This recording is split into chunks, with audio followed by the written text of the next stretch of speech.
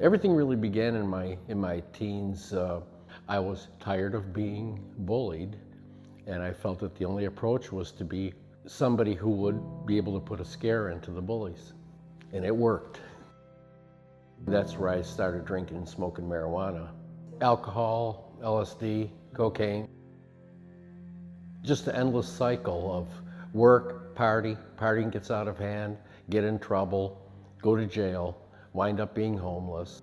I never connected the dots that every time I got in trouble, it had to do with alcohol and cocaine. That was the one common factor to everything.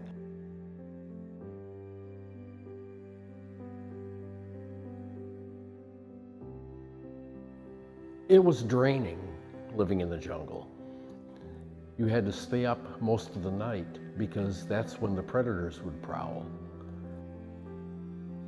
So I would jump on a bus and come down and eat breakfast at the mission. So many caring people and organizations that pass out food.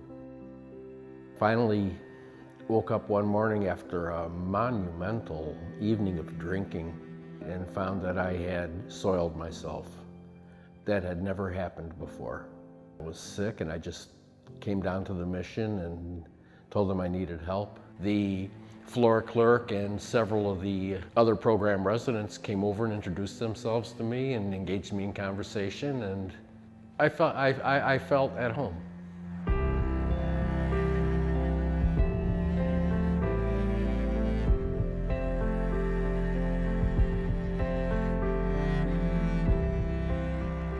It's extremely fulfilling, but it is extremely taxing.